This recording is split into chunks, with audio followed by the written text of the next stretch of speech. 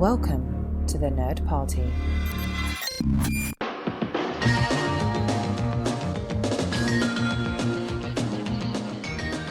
Welcome to Great Shot Kid, the podcast on the Nerd Party Network that focuses on the often overlooked aspects of filmmaking. I'm John. And I'm Mike. And this week we have quite a special treat for you as we navigate some interesting waters with some new behind-the-scenes news with film that has come out. Of course, you can find us over on thenerdparty.com. If you want to reach out to us, thenerdparty.com/contact. You can look up Great Shot Kid. You can send us a line that way. You can look up the network's Twitter handle at Join Nerd Party. Use the hashtag Great Shot Kid. You can go ahead and go on over to Facebook at facebook.com/thenerdparty and reach out to us there, again, using the hashtag Great Shot Kid. Thank you to everybody that's reached out. Thank you to everybody that continues the conversation with us. And speaking of conversation, I think quite the conversation piece has been released recently from Wall Street Journal, where they the title of the article was Intrigue and Drama on the Han Solo Set. Because, of course, we're in the run-up for Solo, and usually it's all rainbows and unicorns in the press lead-up for these Star Wars films. Although Rogue One had a couple of interesting pieces surface. And Solo has its own interesting piece surface here, and you've had a chance to read it. So going through this article, they talk about the tension that was there with Lord and Miller, between them and Kasdan, between them and Kennedy, a couple of different things about the crew not being crazy about their working style.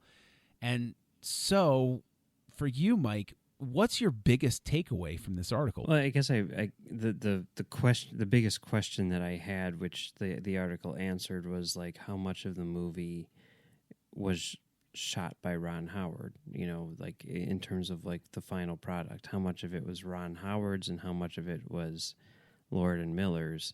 And according to the article, about 70% is Ron Howard stuff and about 30% is Lord and Miller stuff, which I guess makes sense. Mm-hmm. And they said that Lord and Miller had seen the cut, of the movie a couple weeks ago and decided not to fight for credit, but instead just take executive producer credit, which I kind of figured would be what happened. Yeah. But it's interesting. I mean, I guess the thing which, and obviously they're talking to sources and blah, blah, blah, and the Wall Street Journal is obviously a credible news source, and it's not like these are just like rumors swirling or anything like that. But whoever they're talking to might have their own perspective on things, mm-hmm. Which may or may not be someone else's perspective on things. But, the thing which to me was really striking was that, like we've heard before, the script is the same. It's the way that they shot it, but they were talking about how, and I think a lot of people thought, this was sort of the thing, like they were straying too far from the formula, and Ron Howard is someone who would bring it back to, what is sort of known as Star Wars, but they said that they were looking to do something new, and the article says, like, in the vein of Guardians of the Galaxy. And that really struck me and really kind of disappointed me in terms of like what it is we are getting, because like I remember reading a thing when Guardians of the Galaxy came out, James Gunn was doing like a Twitter Q&A or something like that, and they were talking about how they were shooting it with these, super duper digital cameras. I forget whether it was like a red camera or whatever. And it was just like a super clean, digital image and everything. And someone was like, "Oh, I'm surprised you didn't, use, 35 millimeter and throw it back to, things like Star Wars and everything like that." And a comment that Gunn made was like, "I'm not trying to make this an homage to, the big sci-fi blockbusters that I grew up with. I want to make this a movie, a big sci-fi blockbuster that today's generation will look back at fondly." He wants to be the next thing, the thing that people, 20 years from now are mimicking instead of, mimicking something from the past. And I thought that was really interesting. And when you look at Guardians of the Galaxy, you can kind of see that. And I don't think, I'm not saying that, I'm taking what was written in this article to be extremely literal in that they were like, we want to make it like Guardians of the Galaxy. I think that that's more spiritual in tone, in terms of like what they mean by that. But I do think that is the way to go, really. As much as we, love nostalgia or whatever, and you can say like, oh, well, that's what, Lucas did with the prequels and everyone hated it or whatever. And it's like, well, Lucas was doing his own thing, which may or may not have worked, but that doesn't mean that other people can't necessarily try to do that too. And it's kind of disappointing that they were like, this is too far, guys. We need to reel this back and make it more like the other movies, Well, I think that there's a very interesting spot that Star Wars is in. I don't want to re-prosecute old arguments that we've had about like the Clone Wars and what Lucas was doing, blah, blah, blah. We've had those arguments 100 times. People are going to have those arguments until we're all dead.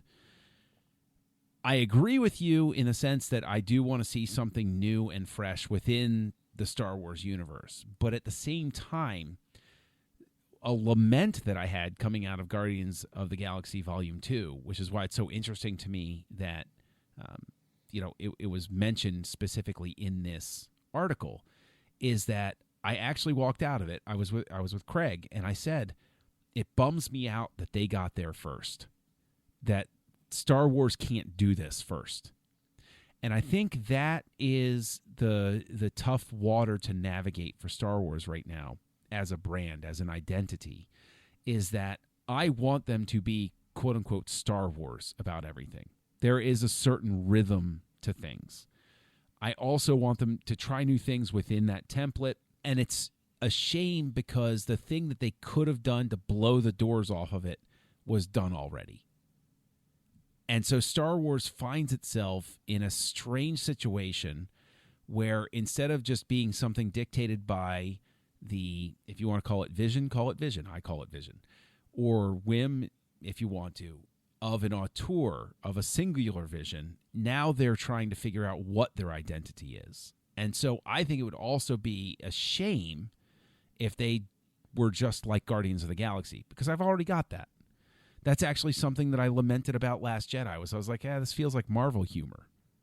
I've got Marvel movies. I don't want a Marvel movie. So I actually wind up falling in the category of, instead of imitating this other thing, I would rather them be a little bit more like their known entity, their known self, while they're still trying to figure out, how they can blow the doors open cinematically, while being a Star Wars film. Does that make sense? I know that's sort of like long-winded and everything, but does what I'm saying make sense? Yeah, but I think they'd have that. They still had that script by Lawrence Kasdan and everything. They're still using, familiar characters and familiar sets and all that stuff.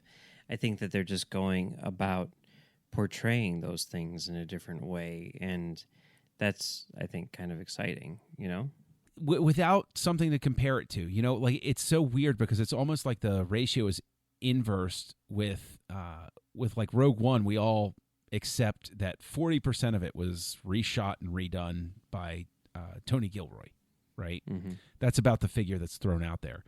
But with this, it's 30% was done by the original guys. And so like in that situation, if Gilroy didn't get credit, then they don't get credit or what have you.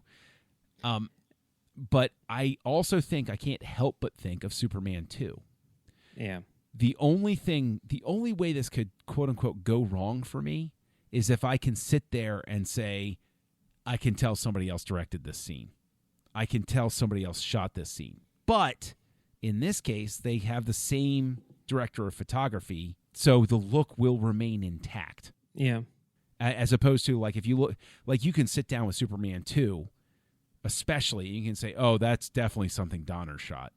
And then you look at something else and you say, oh, that's definitely something that Lester shot. Like, you can tell that the lighting keys don't even match in certain things. Or the fact that if you can't see Gene Hackman's face, that's definitely not a Richard Donner shot because Hackman refused to come back. So like that's really the only way it can go really awry for me. What was interesting though, and you mentioned Kasdan, is this is the first time in an article where I've seen his name so heavily mentioned as sort of like a hand on the rudder for Star Wars in the sequel era. Like we all know he co-wrote Force Awakens, but it's acknowledged in this that Kasdan started showing up at the set unhappy, and it says in the article, talking to crew members unhappy about what Lord and Miller were doing. Yeah. So he definitely had a hand in getting to Kathy Kennedy and saying, this is a problem for me. But then it also acknowledges something I didn't even know, that he had a consultory role on The Last Jedi. And so I'm very curious as to what his consulting role was. Is he, because everybody has said, everybody who's had any sort of problem with the direction of the Disney era has said, we need a steady hand, we need a vision, we need somebody as the head of the story group. Of course, Dave Filoni is a name that to longtime fans were like, we want Dave Filoni. Has it sort of been accidentally revealed in this article that Kasdan has sort of been acting in that role? Or do you think I'm taking too much of a leap with that? I think that might be a bit of a stretch because we've heard that about everyone who's made any of these movies. We've heard about, I think it was Ron Howard talking about how J.J. Abrams and Rian Johnson consulted on Solo. I think it's kind of one of those things where everyone who's around, everyone who's part of the family is going to, sort of like give notes on what's going on because, that's the thing to do. With Last Jedi, it only makes sense that Lawrence Kasdan would give notes on Last Jedi because he created a lot of these characters, And, it's just like you have him there, you're going to want to hear his perspective on things, but I don't necessarily think that, he was sort of like overseeing anything in that regard. I do think, because this isn't the first time that we've heard about his unhappiness with Solo, I do really think that if it weren't for him like saying like, I hate what Lord and Miller are doing, I don't think that they would have been fired, you think they would have done like another Gilroy sort of situation where they're like, yeah, this is what we got, please fix this? Or do you think they would have, because this article also says Lord and Miller they said, okay, fine, we're going to reform ourselves, we're going to change our ways, and then they were fired. Yeah, right.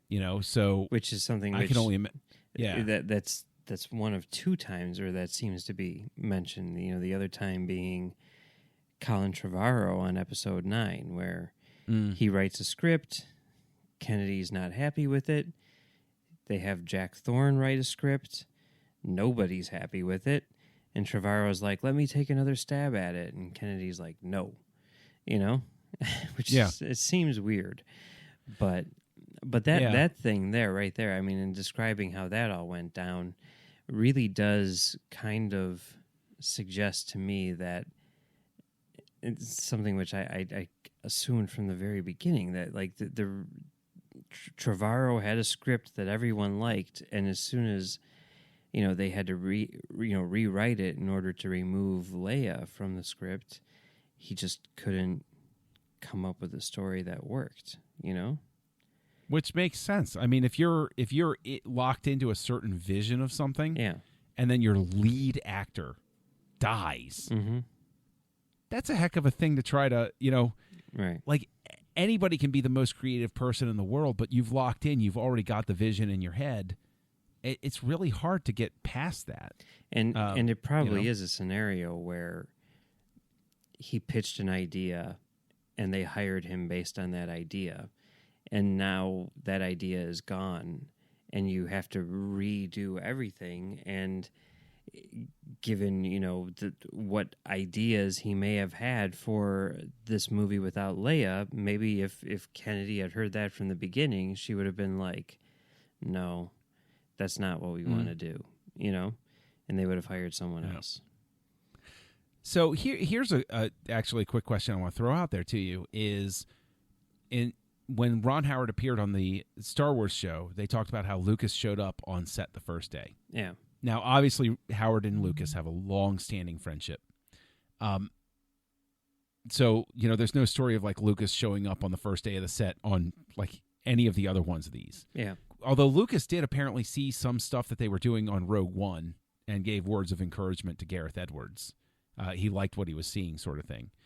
So my question to you is, do you think that is confirmation in some way that Lucas had something to do with wooing Howard in specific to be the one? Or do you think it's just he found out that Howard was doing it, and so being a decent person and friend, he was like, oh, cool. Yeah, I'll go over and hang out with him for a day. I think that's what it was. I mean, I really think that, for one thing, I don't think that Howard needed to be wooed, really. I think that Howard was like, I'll do this, because he seems like a big fan of Star Wars.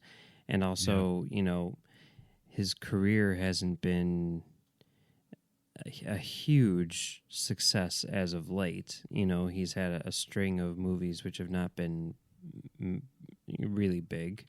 Some of them have been good, but I mean, he did that Beatles documentary, which everyone loved, but it's not exactly, box office gold or anything like that. So I can definitely see him wanting to do that for numerous reasons, and not to mention the fact that he's friends with everyone who's working it, right? And I can definitely see Lucas being like, "Hey, they got Ron Howard to direct. I'll go over there and say hi to him. That'll be cool. That'll be fun." But well, given that Ron Howard was in contention for directing Episode 1 until Lucas took it, and Ron Howard actually gave him notes on things. Yeah, and it sounds like it wasn't like, oh man, I really want to do this. It sounds like Lucas was like, will you do this for me? And he's like, why don't you just do it yourself? That sounds like how that went down. Yeah. But I keep on thinking, though, of just because I think it's strange. Like, did you see that paparazzi video of Lucas, as he was leaving some event, and he's in an alley, signing autographs? No, I didn't see that. And this was right after Ron Howard got the job, right? And he's going through, and people are just trying to get his autograph, and he's signing things. And meanwhile, there's someone from TMZ there or something like that. Ugh. And he's they're like, what do you think about Ron Howard directing Star Wars? And he's like, I think he'll be great. And you could tell, he just didn't want to talk to these people at all, right? He's like, I think he'll be great. And they're like, do you have any words of advice for him? And he's like, nope, not my job. And then he starts complaining about how some of these guys getting autographs are dealers who are going to sell them on eBay for $1,000, so he's not going to sign the stuff for them. But honestly, I love him so much. Mm-hmm. It's not just because he made Star Wars, and it's not just because I really love and plug into his creative brain, but he just seems like he is what we all want the successful Hollywood person to be, unchanged by the success. Yeah. He didn't suddenly go out and start, dating supermodels and doing blow and hanging out at Studio 54 or anything like that. He was just him. Yeah. And it was like, oh, cool. I'm rich and I can do what I want now. Well, this is what I want to do. And I love the guy. Big shocker. Hey, John Mills loves George Lucas. But seriously, it's just so neat to me that he is that real, I guess. He still wears his plaid shirt and his beat-up sneakers and everything like that. He showed up at the Solo red carpet premiere in jeans and white sneakers with a blazer. He was wearing a blazer? Oh, wow. Yes. I think he was wearing a blazer while he was standing there with Kasdan, actually. So any Star Wars fans that were, holding on to the idea that there was enmity between the two of them, no. Apparently, Lucas is like, "Hey, what's up, man? I always love Larry. I always love looking at his sneakers. First off, because I want to see, what the Air Lucas looks like, but also because I'm always fascinated by how beat up they are. You could literally buy a new pair of sneakers every single day, and they'd be like super fresh and clean or whatever. But he's just like, nah, whatever, these are good. But I mean, that's, we all retain certain things from our upbringing. Mm-hmm. And that's, why would you throw out a perfectly good pair of sneakers? Like I'd be, that my parents drilled that into me. I wear my sneakers until they're falling apart. Like I remember back when Converse cost like $10. Mm-hmm. I'd wear them till the soles were literally like flapping on the back, sort of thing. And it's like you got rid of them when it started fraying and you couldn't wear them anymore. So how do you keep $1 billion? You don't spend $1 billion. Yeah. My parents, they would get me 2 pairs of sneakers a year, like one at like the start of the school year, and then one at like Easter. I had to pick. I had to be under $50, and gotta search for those deals, and Is this a window into your sneaker obsession? Probably. I'm buying the shoes that I could never get when I was a kid. Yeah. Yeah, that makes sense. Well, I mean, that's sort of the same impulse on people who buy, like Star Wars collectibles and stuff. Yeah. It's like I'm buying either what I couldn't get when I was a kid or something that I lost along the way. Yeah. Sort of thing, and hold on to that. Did you ever hear the Will Smith thing about his underwear? Do I want to? Sure, why not? Okay. Apparently, and this comes from like an interview that Jada Pinkett Smith did. So this isn't a rumor. This is coming from his wife. Oh boy. Apparently, Will Smith wears a new pair of underwear every single day. Now, do you mean I wear a different pair every day? No, he wears a brand new out of the package pair every day. Right. He is, I guess, socks and underwear. Like, apparently, he never liked wearing used underwear, and when he became a superstar, he's like, you know what, this is something that I can afford to do, so I'm going to do it. So every day he grabs a new pair of underwear, he wears them for a day, and then they wash them and donate them to charity, and pull out a brand new pair of underwear and socks, and that's his thing. I'm glad that they donate them to charity, maybe. But that means that there are literally thousands of people out there who have Will Smith's underwear. I'm surprised that they actually... I mean, I didn't think that they took used underwear, but... Oh, no, there was actually a bit of a... It wasn't a scandal, but there was a bit of a tee-hee gossip column thing because the tax write-off that the Clintons took for Bill Clinton's used underwear donations people felt was a little excessive. That probably only ran in the columns in the D.C. metro area, to be honest with you. All right. Because...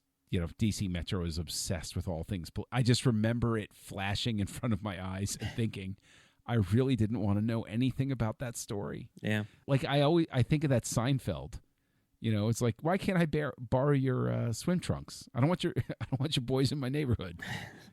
Like, I don't know. There's a mental thing, I guess. But I mean, I guess if you're in the situation where, so long as it's clean, why not? I mean, I buy used clothes. Yeah. So why not that? It's all the same thing. A shirt goes on my body too. Yeah, it's true. It's true. Yeah. Huh. Jerry Lewis. I remember Jerry Lewis took flack because he threw out socks. He didn't donate them. That's the key difference. I read many years ago that he threw out socks. He would wear them once and throw them out. He never wanted to wear new socks. Which, again, or old socks, I mean. So... That seems excessive. Yeah. Weird. Yeah. Oh, well. And they're, I don't know. Stars all seem to have their idiosyncrasies. Marlon Brando bought an island. And, yeah. So there you go. I guess when you have that much money, it's like, oh, yeah, you can do those things and not even really think about it. It's weird. It's weird, though. I don't know. I just think in terms of the modern crop of filmmakers. Like, I remember, actually, you know what? I remember Tarantino. I remember a story back when Pulp Fiction came out where it mentioned that he drove, I think it was a Datsun. Mm-hmm. Like, he drove the same car, even though he was, like, wildly successful. I doubt that he still does today, but like they made a point of mentioning how he wouldn't get rid of his old car because he was like, it's not dead yet. Why would I get rid of it? Right. I think Paul Thomas Anderson did the same thing. Yeah. It's weird. All right. So let's say, for instance, you suddenly get your big contract and you're going to direct a film and you got millions of dollars.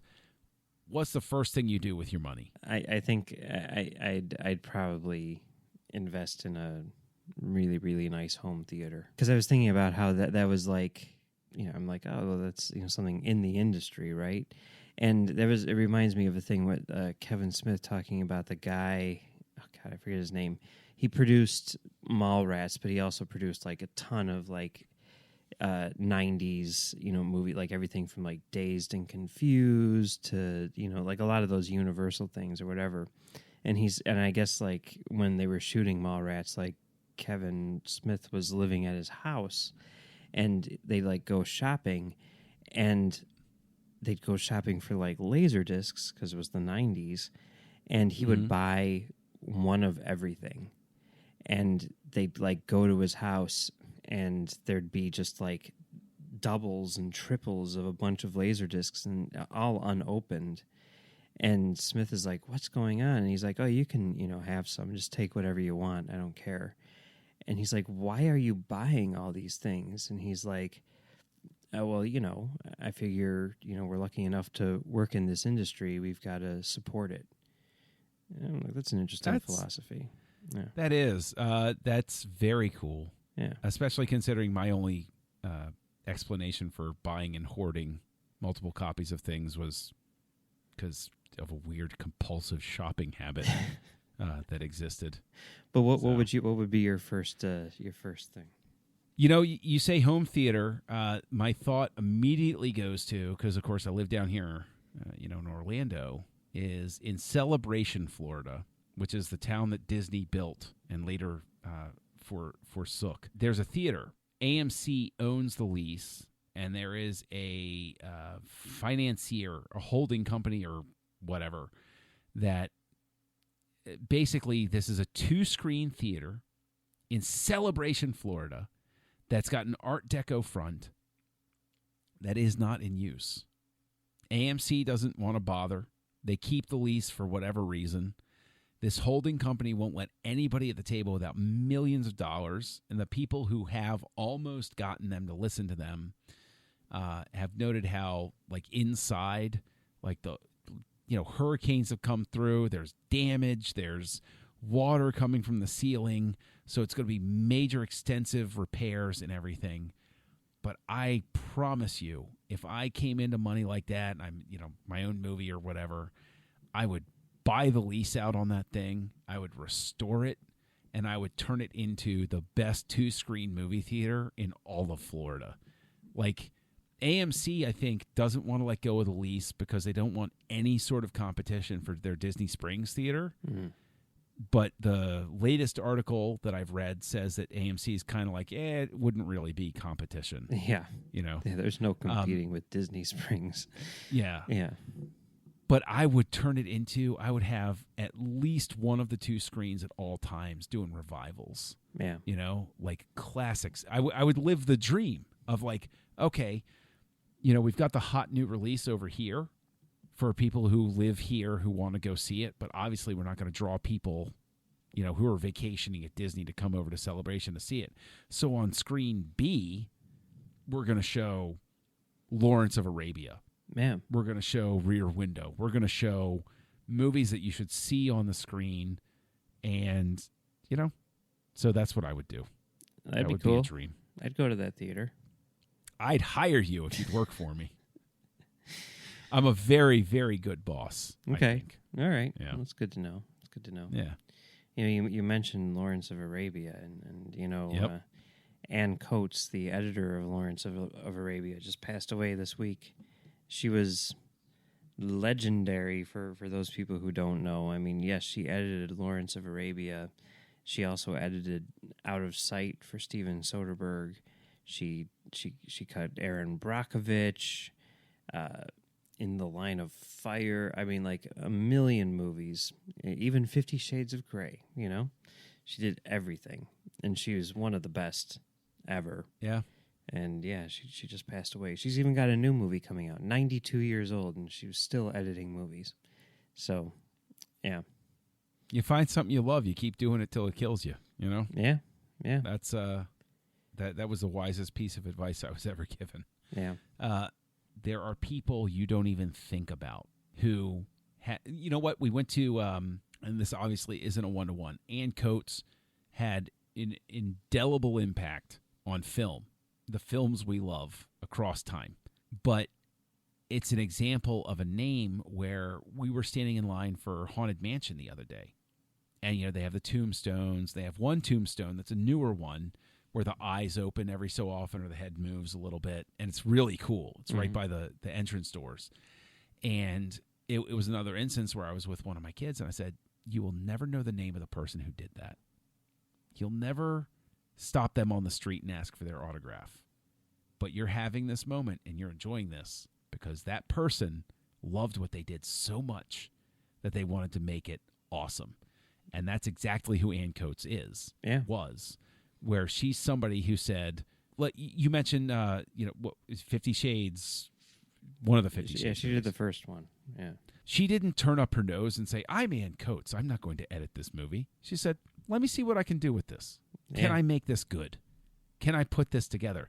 Because she just had such a love, obviously, of process. Her career was 60 years. 60 years.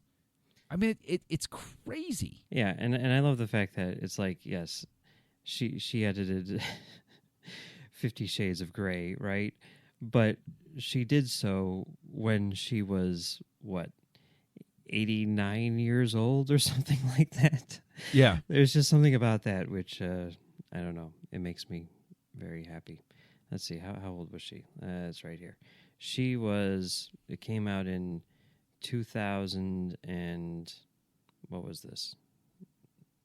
Where 2015. So she was 90 years old when she edited. Well, she was probably 89 while she was actually editing it. Like I just keep on thinking of my great aunt, you know? Right. And I'm like, yeah, okay. All right. I can see that. Sure, why not? Right. And at no point did she say, I'm editing softcore porn right now.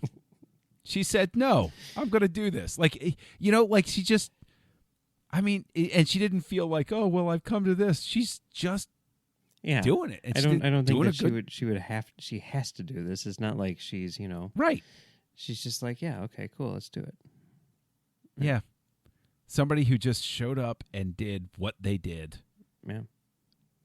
Yeah, you know, and what's so crazy about it too is, you know, piggybacking on that idea of this is a person who doesn't get stopped for autographs or anything.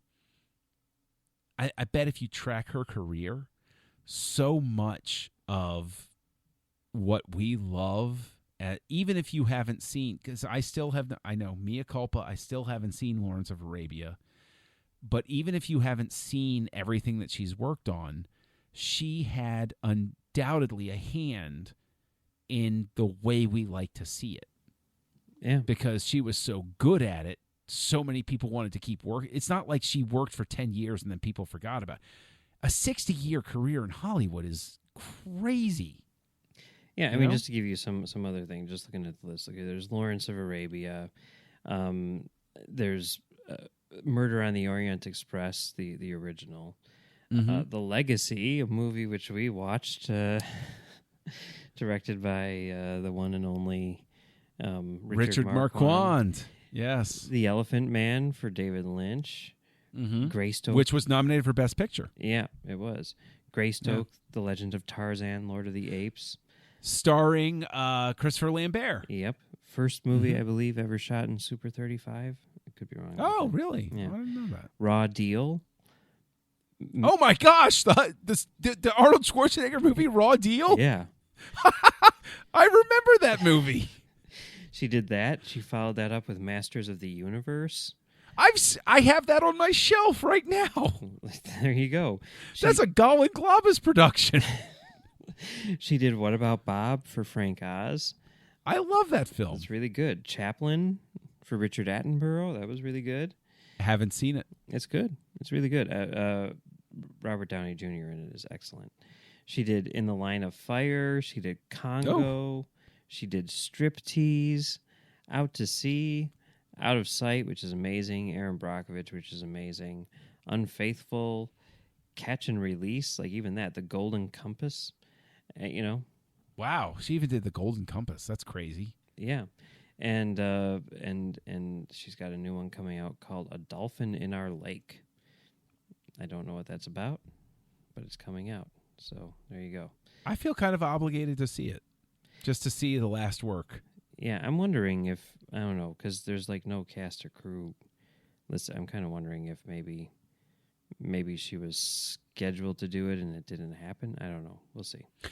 Imagine being so It's good. still in pre-production, so it looks like she was going to do it, but yeah. Imagine being so good and so happy with what you do for a career that you're still doing it when you're 90 years old. Yeah. Right? Like right now, I'm riding the 65 as the mandatory retirement train, you know? Yeah. How awesome. Like, I would love to have a job where I'd be 90 years old and I'd wake up and I'd be like, cool, I get to keep doing this. Mm-hmm. You know? Yeah. That's kind of an amazing thing. Yeah. It really is.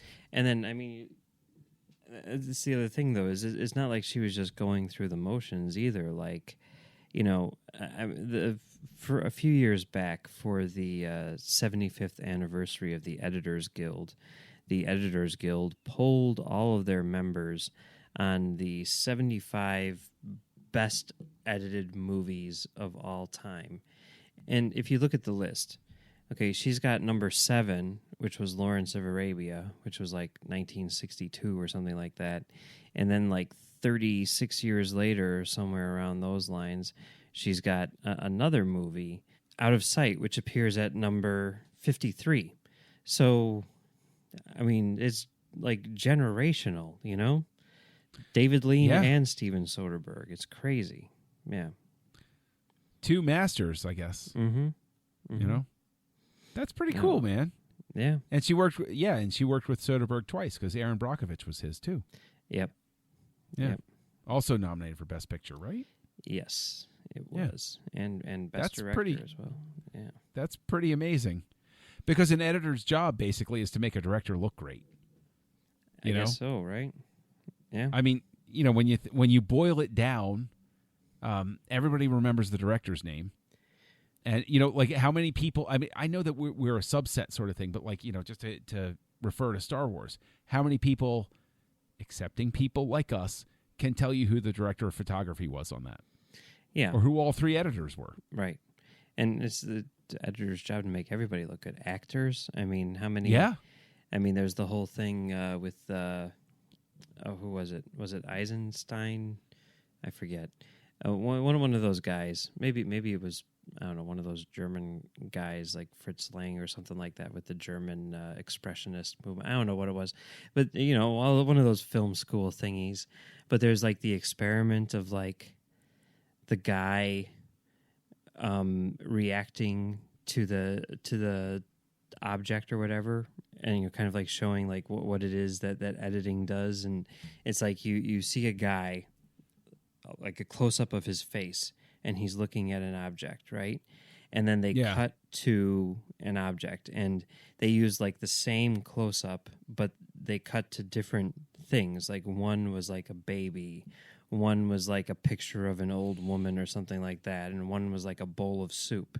And they would show those clips to various people, and they'd be like, oh, look at his performance, it's so great, look at the love in his eyes, or look, he's so hungry, you can see in his eyes how hungry he is looking at that bowl of soup, you know, whatever. And it's like, it's the same exact expression, right? It's the editing which is telling you what it is he's thinking, not the actual performance. He's just giving a blank expression, you know? Yeah.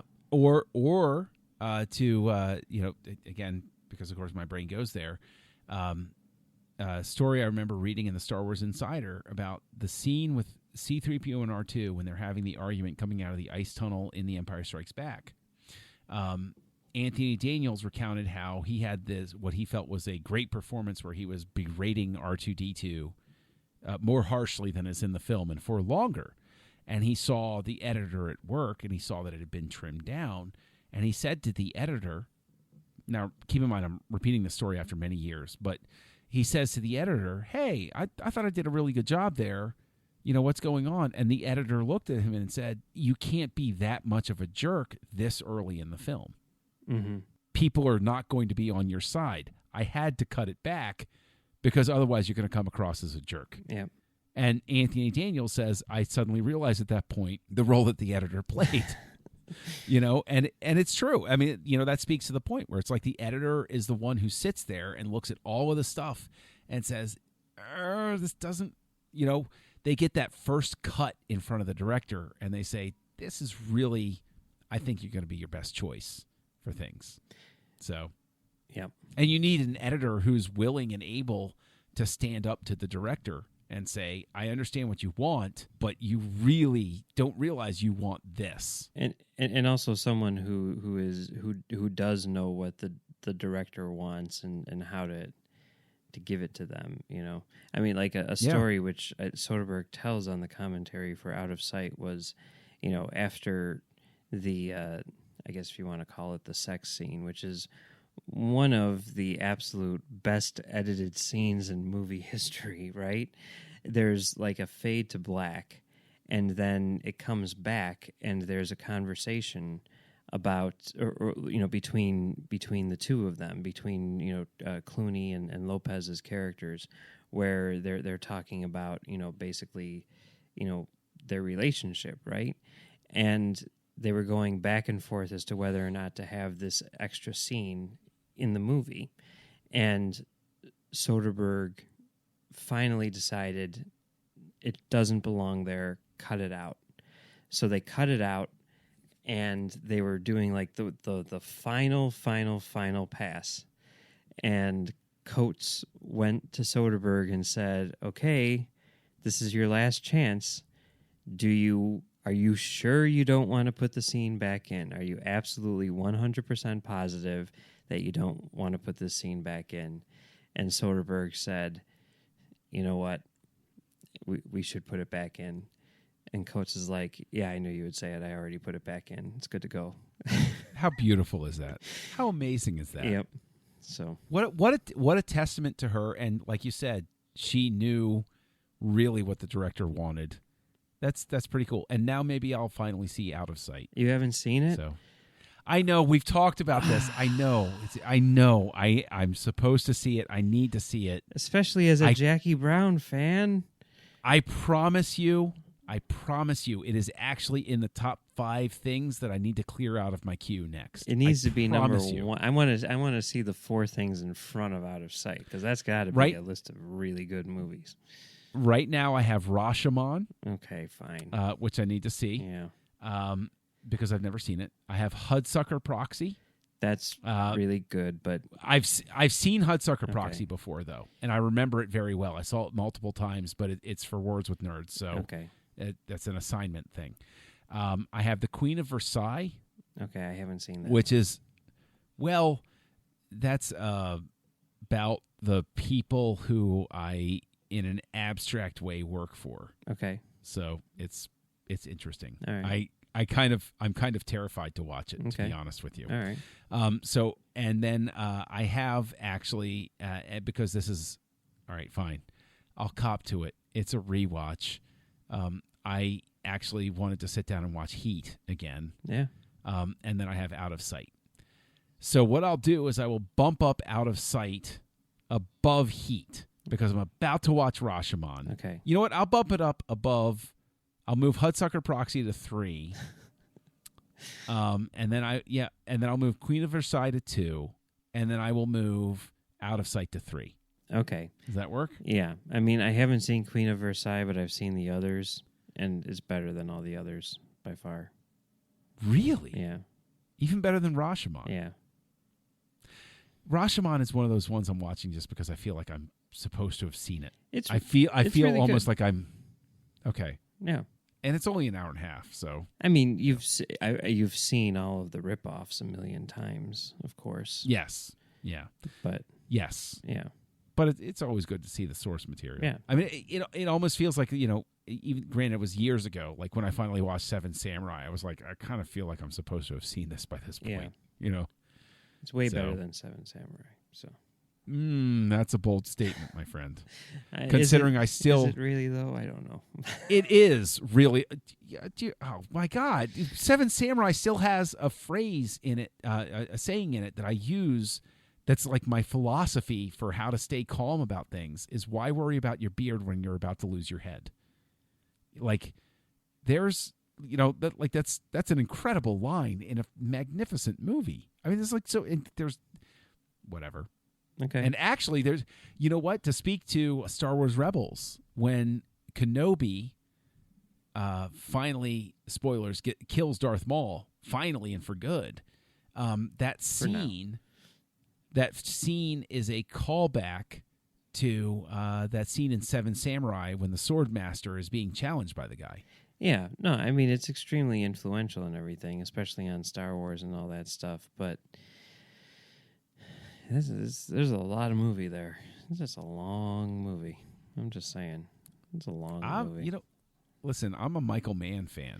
Yeah. That's fine. I'm all about the long film. But there's, I like the long movies that feel like they're short,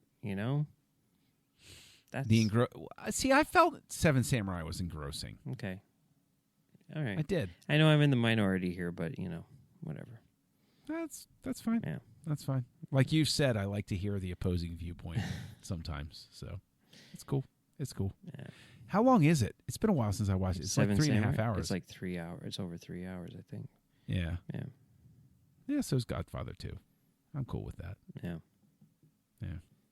Well, if anybody wants to talk to you about Seven Samurai and Coates or anything having to do with anything else, where can they find you online?